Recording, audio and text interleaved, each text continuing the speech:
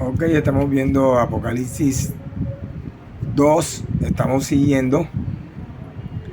Como veníamos, ya habíamos visto la primera parte de Apocalipsis 2 en la iglesia de Éfeso, después una segunda parte del capítulo 2 en la iglesia de Esmirna, y después de la de Esmirna, ahora vamos a ver Pérgamo, que es la tercera iglesia. Habíamos dicho primero que Éfeso iba del año 31 al año 103, y que Esmirna iba del 103 al 313. Y ahora vamos a ver a Pérgamo, que va del 313 a el 508, no el 538, sino el 508. Les decía yo que estas iglesias, estas 7 iglesias son periodos de la iglesia en realidad, pero que sí existían en aquel tiempo esas iglesias. Ahí en Asia estaban esas iglesias, la iglesia de Pérgamo, la de Esmirna, Tiatira. Eran ciudades importantes, muy importantes en ese tiempo, y allí estaban las iglesias localizadas. Hay algo importante también que debo decirles, y es que siendo periodos de la iglesia, algunas veces en los periodos en que se sitúa lo que iba a pasar en la iglesia, parecido a lo que el Señor decía que estaba ocurriendo en cada una de estas iglesias, era en otro tiempo. Ejemplo, la de Éfeso sí fue en su tiempo, la de Esmirna fue en un tiempo más rodadito, y la de Pérgamo está pasando en un tiempo un poquito más arriba de lo que realmente estaba pasando cuando el Señor describe las actividades de esa iglesia en su tiempo. Ejemplo, Pérgamo viene desde el año 163 a.C., ¿verdad? Y perduró en el tiempo hasta que dejó de ser la capital de la Roma asiática. Allá en Asia, Roma tenía su sede lógicamente en Asia también. Y allá su sede al principio era la ciudad de Pérgamo. Desde el año 100 y pico en adelante, ellos tenían a la ciudad de Pérgamo como su capital de Asia. Pasaron muchas cosas allá. Una vez mataron a Antipas, el testigo fiel. Fue alguien que murió, lo mataron por ser cristiano en ese tiempo. Y otra cosa de la iglesia de Pérgamo, su nombre es bastante, ¿cómo se dice? Incierto, ¿no? Se cree que puede venir de alguno de los nombres que le daban a las diosas romanas, pero no hay una certeza. Sin embargo, lo que sí sabemos es que la palabra pergamino viene de Pérgamo, porque se comenzó a utilizar ese papel, fue allí en Pérgamo. Era una ciudad muy cultural, tenía una biblioteca muy grande con rollos en pergamino, y estaba muy de moda el papel pergamino para escribir en los tiempos estos que era la Biblia, que era Pérgamo. Entonces vamos a leer textual como dice la Biblia. La Biblia dice: escribe al ángel de la iglesia de Pérgamo, el que tiene la espada aguda de 2 filos, dice esto. ¿Cuál es la espada aguda de 2 filos? La Biblia, porque tiene el Antiguo y el Nuevo Testamento. Entonces, en el tiempo de Pérgamo ya se conocía parte del Nuevo Testamento y se conocía lógicamente el Antiguo Testamento.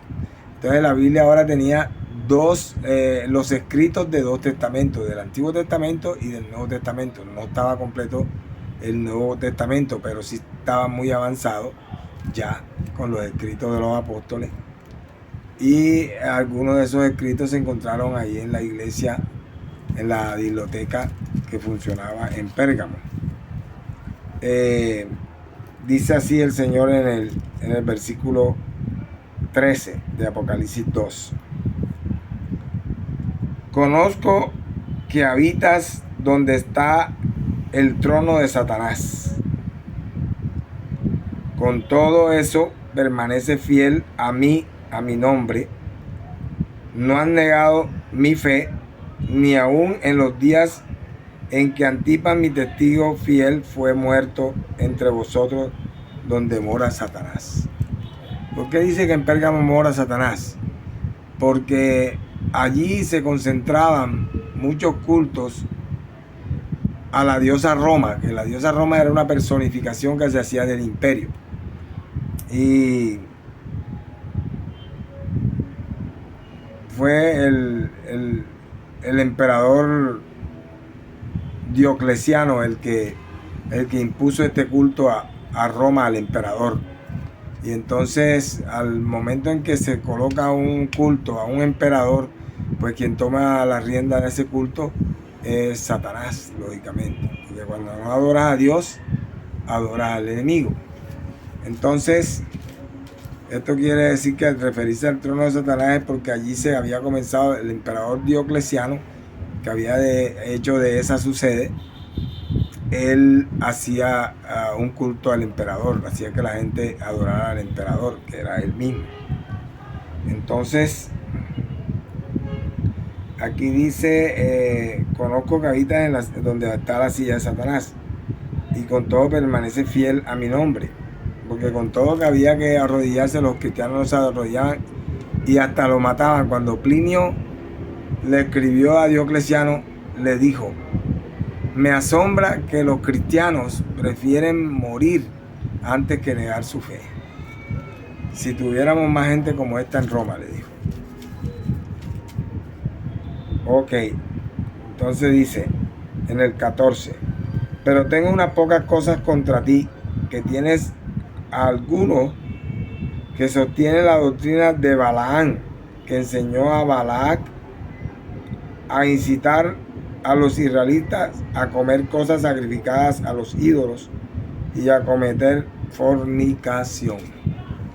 Se hacía muchos cultos en que había fornicación, o sea, había orgías, y también había mucho de lo que es hacer pecar a los demás. O sea, comenzó el libertinaje, lo que eran los centros de, así como los antros, las discotecas, los antros, pero en ese tiempo no eran discotecas, sino que eran como lugares de como barcitos, bares, donde se bebía alguna bebida como sidra o como vino, y comenzaron a presentarse esos lugares allí en Pérgamo, y se hacía pecar a mucha gente con eso del ron y estas cosas, y por eso quizás hablan de la doctrina de Balac, que hacía pecar a Balaán, ¿verdad?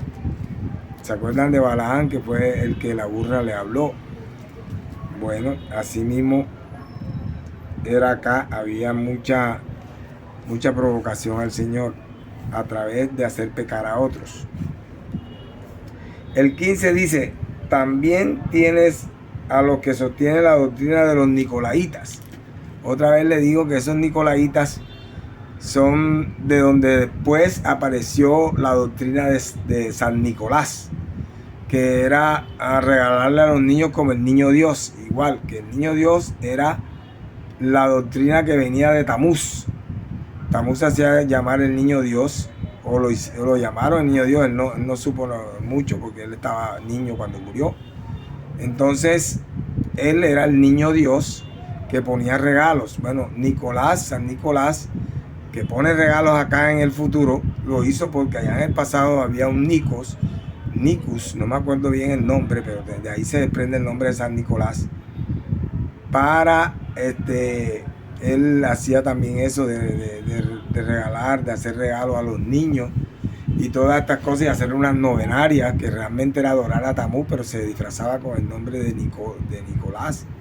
Y después más tarde con San Nicolás, el día de San Nicolás, el 6 de diciembre, en la mayoría de los países que lo festejan, y es para dar regalos y comenzar la Navidad, como quien dice. Siempre comienza la Navidad en el día de San Nicolás, que viene siendo después Papá Noel. El mismo Papá Noel de los escandinavos y de otros pueblos es el mismo San Nicolás y el mismo Nicus o Nicus. Ok, entonces esa es la doctrina de ellos. El 16: por tanto arrepiéntete, si no vendré pronto a ti y pelearé contra ellos con la espada de mi boca. Mire que otra vez está hablando de que la espada es de la boca del Señor. ¿Qué quiere decir eso? Que es su palabra. ¿Qué sale de la boca? Lo que sale de la boca y que puede servir para pelear es, ¿qué cosa?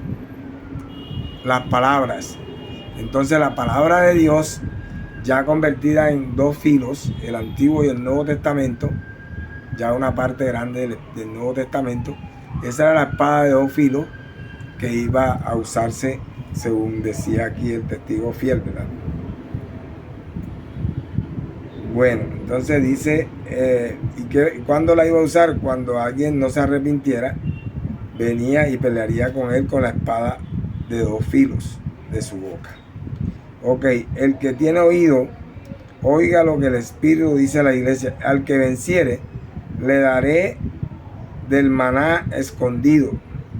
Le daré una piedrecita blanca y en ella escrito un nombre nuevo, que ninguno conoce sino el que lo recibe. Lógicamente que el Señor habla aquí de una piedrecita blanca para referirse a un boleto de entrada. Generalmente las piedrecitas blancas las usaban como boleto de entrada con el número del puesto donde se tenía que sentar la persona dentro del teatro. Como les dije, allí en Pérgamo comenzó lo que era el teatro y lo que eran estas cosas de libertinaje de noche, ¿verdad? Y lo que era pues el mundo de la actuación y estas cosas, lo que era todo lo que era la histriónica, lo que era el arte histriónico. Entonces, allí podemos ver cómo esta iglesia de Pérgamo hace referencia a la piedrecita blanca con un nombre nuevo. Era porque daban un número en una piedrecita blanca cuando entrabas al teatro y allí estaba el número de tu puesto. Y dice que le daba una piedrecita blanca, era como que estaban dándole entrada a las personas con un nombre nuevo. Cuando uno entra a la iglesia siempre tiene un nombre nuevo porque la gente le va a decir allí adelante, él es cristiano, va a ser cristiano, o este es cristiano, está asistiendo a una iglesia cristiana, y ya te miran de otra manera. El Señor al final nos dará un nombre a cada uno en una piedrecita blanca, con un nombre nuevo para nosotros. Pero allí la usan porque allí se usaba la piedrecita blanca para entrar a los teatros. Ok, el que tenía la piedrecita blanca podía entrar, el que no la tuviera no podía entrar. Estas eran unas piedrecitas blancas especiales que le grababan un número. Ok, entonces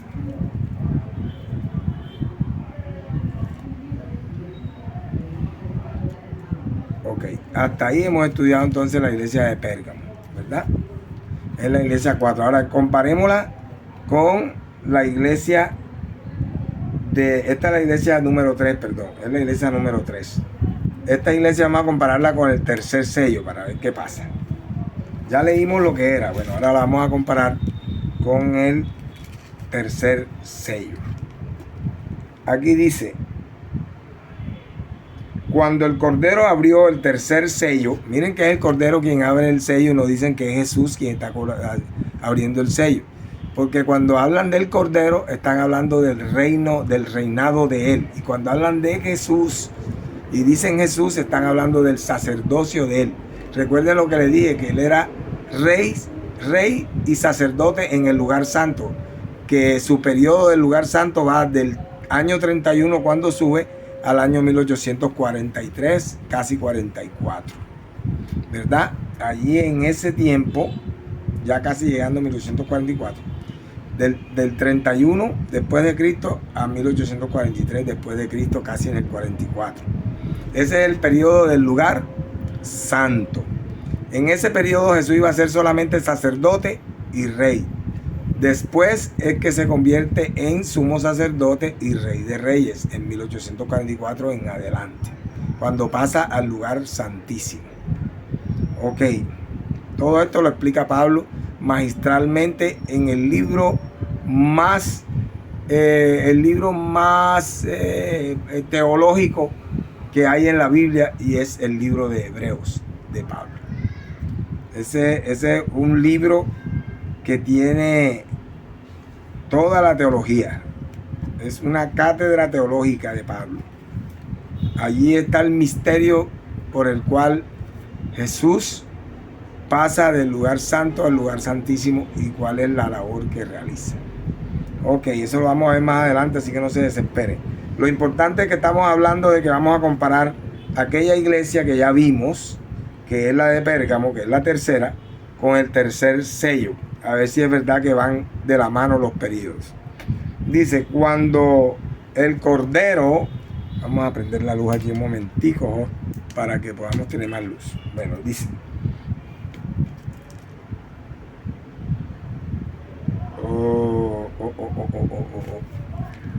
es la tercera, el tercer sello. El tercer sello, capítulo 2. Ya se me estaba perdiendo eso. Escriba al ángel. No, mentira. No, estamos hablando del tercer sello, que es acá el sello, perdón. Aquí dice, cuando el Cordero abrió el tercer sello, oí al tercer ser viviente que dijo, ven, mira. Y miré y vi un caballo negro y su jinete tenía una balanza en su mano. En el tercer sello hay un jinete que tiene una balanza en su mano. ¿Para qué se usa la balanza? Para medir, para probar si es verdad que es un gramo, que es un kilo, que para medir y para probar, ¿verdad? Una. Y dos,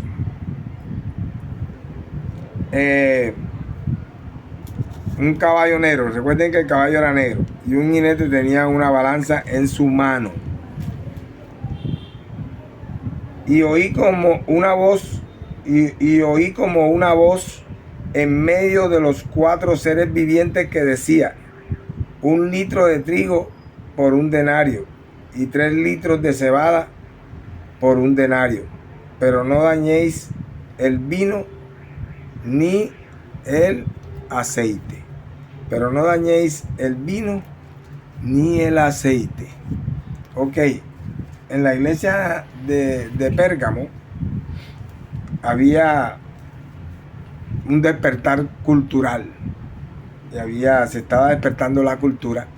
Y estaban cobrando por entrar a los teatros. Y en los teatros lo que más hacían era personificar las obras que tenían que ver con la Biblia. Era uno de los libros más importantes que había y por lo tanto, así como hoy se hacen muchas obras de teatro de Dante Alighieri o de Edipo, o sea, del tiempo de los del tiempo de los griegos, del renacimiento de la cultura en Grecia, asimismo como se hacía con Zeus y con todo esto del Olimpo, con Edipo, con Venus, con todas estas cosas que se hacen muchas obras de teatro, y con lo que son las epopeyas y con lo que es la Ilíada, la Odisea, todas estas cosas, todas estas obras literarias.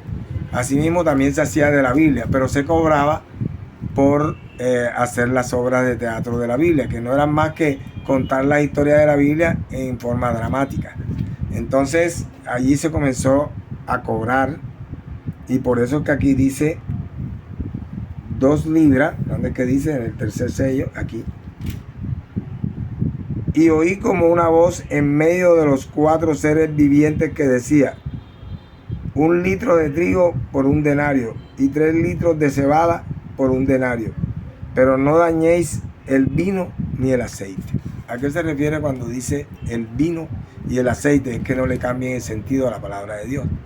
La podían usar de manera mala para hacer teatro, pero no podían, y para venderla ahí en el teatro, pero no podían dañarle la esencia, o sea, el vino, que es la palabra de Dios. Cuando el vino es puro y fresco, produce enseñanza y bienestar al hombre. Cuando es un vino fermentado y adulterado, entonces produce un emborrachamiento, un alergatamiento, o sea, hace perder la conciencia, el estado anímico lo altera. El vino adulterado, o sea, la doctrina que no es del Señor. Un ejemplo de eso es la doctrina del Islam, con los escritos de Mahoma. se habla como si estuviera hablándose de Alá, de Dios, pero siempre se evoca a la guerra, al conflicto, al terrorismo, a otras cosas, a través de esto de se inmolan, y que porque el Corán dice que se pueden inmolar, no sé dónde lo dice, pero que se pueden estallar y se van para el cielo directo. Entonces, estas cosas, ¿verdad?, adulteradas de lo que es el pensamiento de Dios, es lo que trae como consecuencia eso que se dice aquí, de que no dañes el vino, o sea, que no le cambies a la doctrina, ni la adulteres, ni, ¿qué más dice? Ni el aceite. El aceite es la unción del Espíritu Santo. O sea, nadie más podía escribir sino lo que ya estaba escrito, no podían añadirle, porque el Espíritu Santo es quien inspira la Sagrada Escritura y se hace con lo que Él inspira. Si alguien escribe una cosa aparte y la quiere agregar a la Biblia, lo que está haciendo es que está dañando el aceite, o sea, la unción del Espíritu en la Biblia, ¿verdad? Porque se va a hacer sin la unción del Espíritu. Entonces, a eso se refiere, por eso el tercer sello va con la iglesia de Pérgamo, van juntos. Ok, entonces con eso hemos terminado de explicar esa parte.